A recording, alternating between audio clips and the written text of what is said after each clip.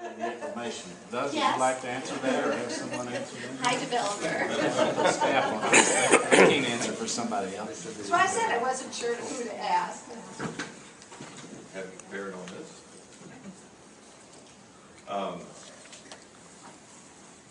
The short answer is that as this community has grown, as it has developed over time, we think this particular property is well suited for a mixed-use type of development versus a strictly single family.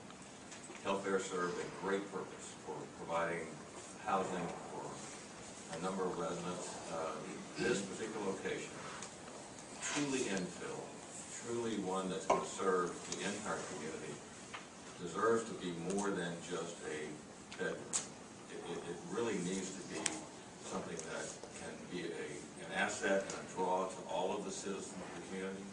And from that standpoint, we really felt like with the advent of the ballpark, with all of the activity that represents, and taking the historic district out of the formula, because it's really the same.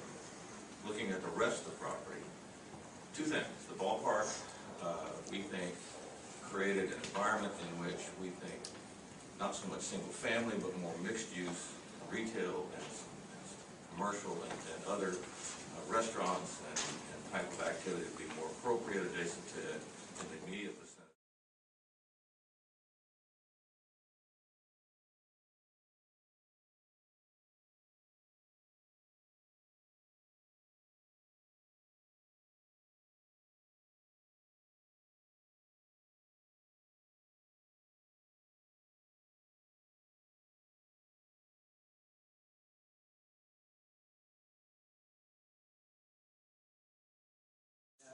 Phase 3 said, well, at Brook Street, when it reached 4,000 vehicles, this would trigger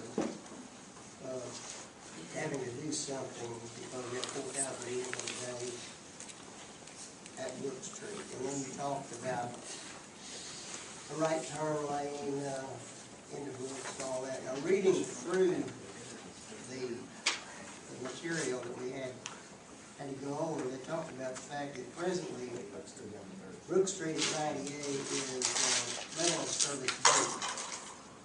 And in order to go to level of service C, which I assume that would be this trigger you were talking about, then they started talking about a left turn bay and a right turn and even widening Brook Street. And you know, this has come up, the residents have brought this up, and, you know, I can state right here, I know that they're not interested in widening the Brook Street, they're not interested in coming in there with any property or anything else, and so, you know, what are we saying about Brook Street? Are we going to leave it at level of service B and leave it alone? Let me address, there's two components to that question. There's the first part, which was the improvements to Brook Street, the north side of Brook Street, north side 98. That was what's included in the phase 3 mitigations. Okay. So Going across the tracks. improved turn, left turn, right turns, turn bays, those type of things, going across the tracks to the north.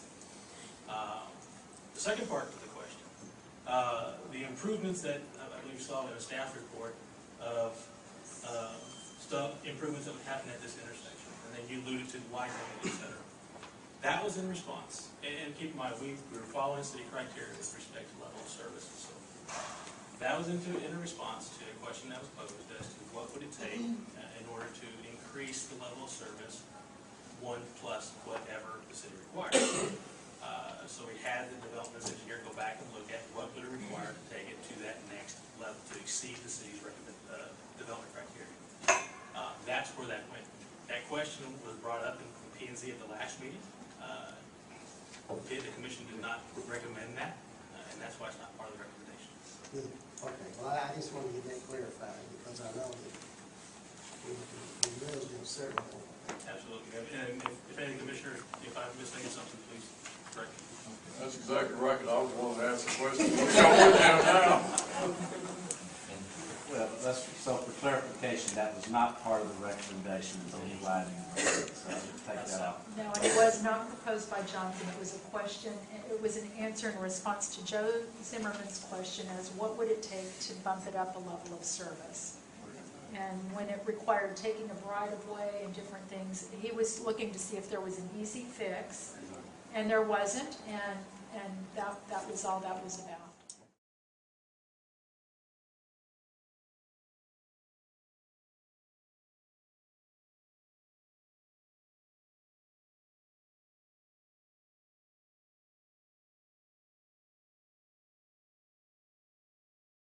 Great news is 90% of the games are going to be at night. All my PM traffic is going westbound on 98, so our coordinating is going that way. In the evenings, it's going to be okay because the traffic's going to later on in the evening, so all of our traffic's not going to be hitting on peak time, so we're good with that. Mr. Leon Anheuser came to me and asked me to do a study on Brook Street because we did one recently on Sugar Lakes. He asked me to do the same thing, so that's what I'm doing right now. The current data that I'm showing right now is a level service D on Brook Street. Now, the intersection may be D for that approach, but I guarantee you the intersection itself is not a D. And Brook Street itself, along it from, say, Highway 6 all the way to 98 is not D. It's C right now. In some areas, some of the intersections are actually a B. And when I say level of service, I'm talking about delay on the side street. So there's hardly any delay right now on Brook Street. So we got the numbers, we got a foundation. When these things develop up, we've got something to go by. So we know how to better mitigate what we've got. Follow up? David, I'm so glad you are explaining that because many of our citizens, more than ever before, they are listening to us now and watching what we.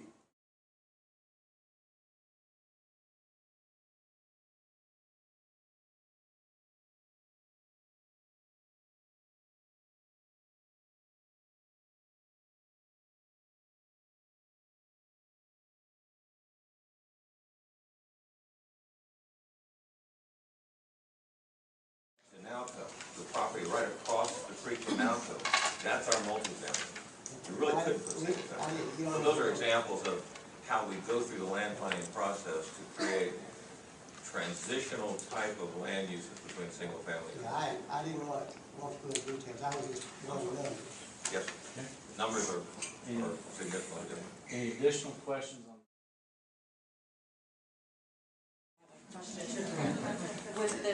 With the transition of the plan, and we have seen that with you coming on board, a lot of the questions that we receive from our residents are going around the multifamily and the placement of the apartments. The comments that we received that I would like to have addressed is the actual location of the apartments. I'm not even talking about the numbers of the school. Sure.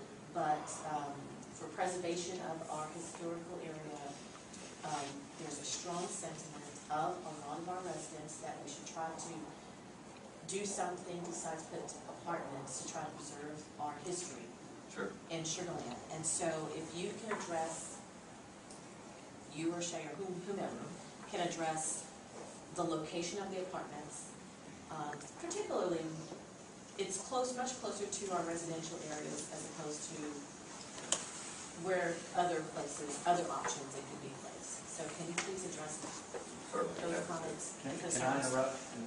We want to get into that, but that's more when we get into the PD. That we're discussing the general plan right now. I just felt like since he was up there, I'm just going to he'll be here all night, I'm sure. Let's say any questions on the general plan. Can I make it? General plan? Yes, I want to make a comment on something is that